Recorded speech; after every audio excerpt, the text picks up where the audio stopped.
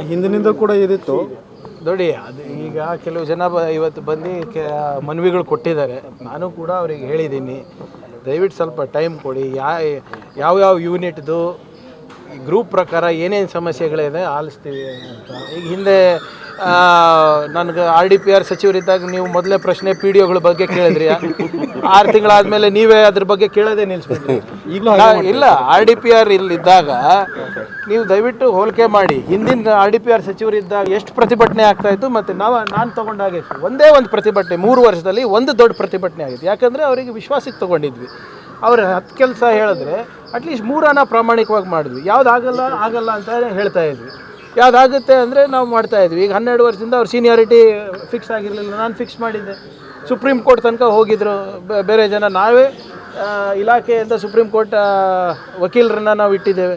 So ಯಾವುದೇ ಸಿಬ್ಬಂದಿಗಳ ಸಮಸ್ಯೆ ಇದ್ರೂ ಅದು ನಿವಾರಣೆ ಮಾಡಬೇಕು. ಅವ್ರು ಸಾಕಷ್ಟು ಒತ್ತಡದಲ್ಲಿದ್ದಾರೆ. ಯಾವುದೇ ಜಾತ್ರೆ ಇದ್ರೂ ಪಾಪ ಅವರೇ ಇರ್ತಾರೆ, VIP ಮೂಮೆಂಟ್ ಇದ್ದರೂ ಅವರೇ ಇರ್ತಾರೆ, ಹಬ್ಬ ಇದ್ರೂ ಅವರೇ ಇರ್ತಾರೆ, ಗಲಭೆಗಳಾದ್ರೂ ಅವರೇ ಇರ್ತಾರೆ. ಯಾರೋ ಕಾಶ್ಮೀರದಲ್ಲಿ ಒಂದು ಪೋಸ್ಟ್ ಹಾಕಿದ್ರೆ ಕರ್ನಾಟಕದಲ್ಲಿ ರಿಯಾಕ್ಷನ್ ಮಾಡಿದ್ರೆ ಅವರೇ ಇರ್ತಾರೆ.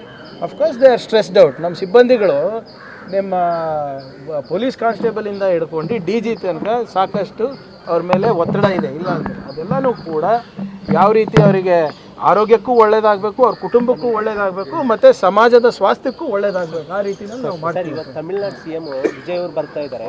ಏನೋ ಮೇಕೆದಾಟು ವಿಚಾರವಾಗಿ ಕಪ್ಪು ಬಾವುಟ ಪ್ರದರ್ಶನ ಮಾಡ್ತಾರೆ. ನೋಡಿ, ಸುಪ್ರೀಂ ಕೋರ್ಟ್ ಆದೇಶ ಇದೆ. ನನ್ನ ವೈಯಕ್ತಿಕ ಮನವಿ ಏನಪ್ಪ ಅಂದರೆ, ಯಾರೇ ಸಂಘ ಸಂಸ್ಥೆ ಇರ್ಬೋದು, ಒಬ್ಬ CM ಅವ್ರು ಬರ್ತಾ ಇದ್ದಾರೆ, ಅವ್ರದ್ದು ದೇವ್ರ ದರ್ಶನ ಪಡೀಲಿಕ್ಕೆ ಬರ್ತಾರೆ, ದರ್ಶನ ಪಡೆದು ಹೋಗಲಿ. ಈಗ ನಾವೇನು ಅವ್ರು ಬಂದ ತಕ್ಷಣ ನಾವೇನು ನಮ್ಮ ಹಕ್ಕನ್ನು ಬಿಟ್ಕೊಡ್ತಾ ಇದ್ದೀವ? ಅದು ಚಾನ್ಸೇ ಇಲ್ಲ ಅದು. ಆ್ಯಂಡ್ ಆಲ್ರೆಡಿ ಸುಪ್ರೀಂ ಕೋರ್ಟ್ ಹಸ್ ಗಿವನ್ ಕ್ಲಿಯರ್ ಡೈರೆಕ್ಷನ್. ನಾವು ಅದ್ರ ಪ್ರಕಾರ ನಾವು ಮಾಡ್ತೀವಿ. ಅವ್ರ ಹಿತಾಸಕ್ತಿ ಕೆಲಸ ಮಾಡ್ತಾರೆ, ನಾವು ನಮ್ಮ ಹಿತಾಸಕ್ತಿ ಕೆಲಸ ಮಾಡ್ತೀವಿ. ನಮ್ಮ ನಾಡಿನ ಭಾಷೆ, ನೆಲ, ಜಲದ ಬಗ್ಗೆ ಯಾವುದೇ ರೀತಿಯಾದಂಥ ಕಾಂಪ್ರಮೈಸ್ ಇಲ್ಲ. ಬರಲಿ, ದರ್ಶನ ಪಡೀಲಿ, ಅವರಿಗೇನು ಒಳ್ಳೇದು ಬಯಸ್ತಾ ಇದ್ದಾರೆ ಅವ್ರು ಕೇಳ್ಕೊಳ್ಳಿ. ಅದಕ್ಕೇನು ತಪ್ಪೇನಿದೆ ಅದರಲ್ಲಿ? ನಮಗೇನು ಒಳ್ಳೇದು ಮಾಡಬೇಕಾದ್ರೆ ನಾವು ಮಾಡ್ತೀವಿ.